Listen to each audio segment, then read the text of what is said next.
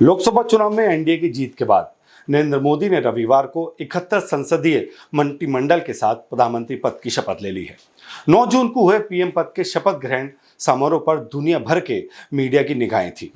इस बार के लोकसभा चुनाव में बीजेपी अपने दम पर बहुमत का आंकड़ा हासिल करने में नाकाम रही है और इसके लिए उसे अपने दो सहयोगी टीडीपी और जनता दल यूनाइटेड पर निर्भर रहना पड़ा है।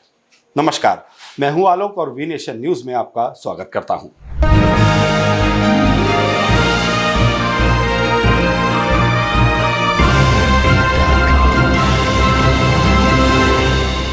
दुनिया भर के कई अखबारों और मीडिया आउटलेट ने नरेंद्र मोदी की पार्टी के गठबंधन के सहयोगियों पर इस निर्भरता को लेकर टिप्पणी की है। कतर के न्यूज़ चैनल अल जजीरा ने जवाहरलाल नेहरू यूनिवर्सिटी से जुड़ी राजनीतिक विश्लेषक जोया हसन के एएफपी को दिए इंटरव्यू का हवाला दिया है। जोया हसन कहती हैं कि नरेंद्र मोदी की पार्टी के नए गठबंधन को आगे चलकर आपसी संघर्ष का सामना करना पड़ सकता है। वो कहती हैं, चंद्रबाबू नायडू और नीतीश कुमार दोनों ही काफ़ी मंजे हुए राजनीतिक नेता हैं, इसलिए मोदी को इन दोनों से संतुलन बिठाना होगा। उनका इशारा दोनों के बीजेपी के राष्ट्रवादी एजेंडे से मतभेद की ओर है। जोया हसन कहती हैं कि दोनों के विपक्ष में भी दोस्त हैं और आगे चलकर निश्चित तौर पर विपक्ष भी उन्हें अपने पाले में लाने की कोशिश करेगा।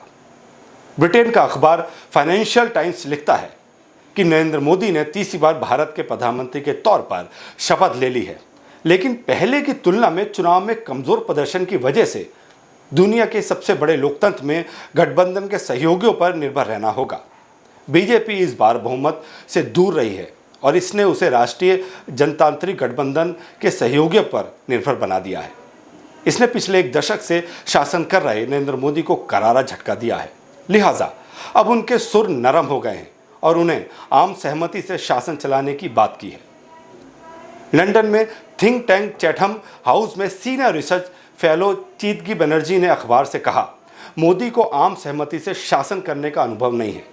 इससे मोदी सरकार के लिए जोखिम पैदा हो सकता है, खासकर उस स्थिति में जब बीजेपी गठबंधन के सहयोगियों को अलग थलग करने की कोशिश करेगी या फिर उनमें फूट पैदा करने की जुगत लगाएगी।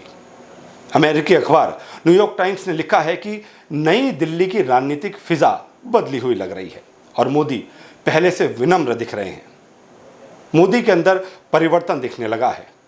कम से कम इस समय तक जो मसीहाई छवि उन्होंने इख्तियार कर ली थी वो गायब हो चुकी है। उन्होंने खुद को एक विनम्र प्रशासक के तौर पर पेश किया है।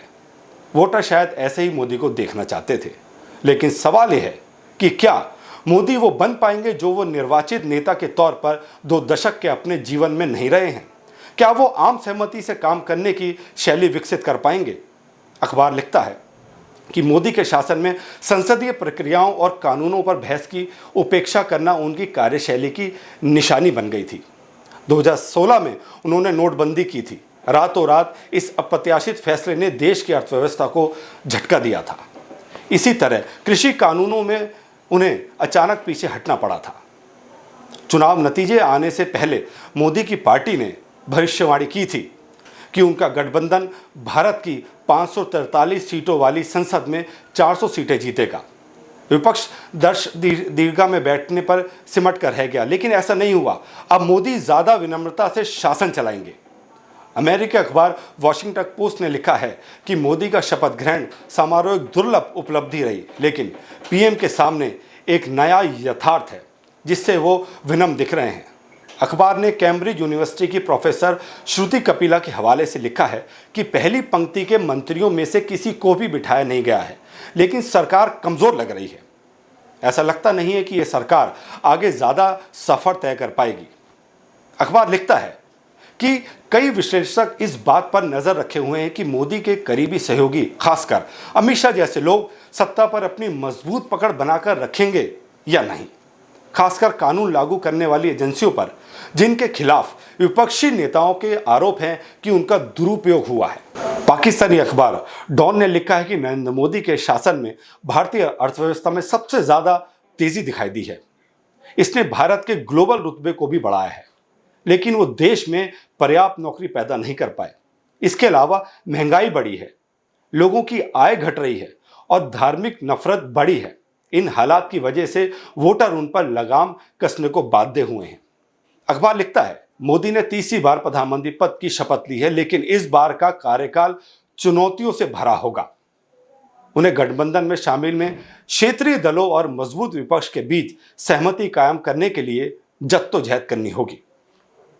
अखबार में लिखा है कि गठबंधन की सरकार होने की वजह से दुनिया की सबसे तेज गति से बढ़ रही अर्थव्यवस्था का संतुलन बिगड़ सकता है, क्योंकि एनडीए के क्षेत्रीय सहयोगी विकास के लिए ज्यादा फंड की मांग करेंगे।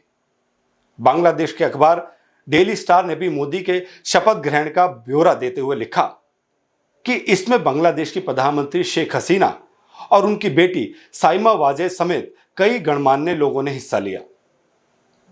73 साल के मोदी भारत में जवाहरलाल नेहरू के बाद दूसरे प्रधानमंत्री हैं जो लगातार तीसरी बार प्रधानमंत्री बने हैं।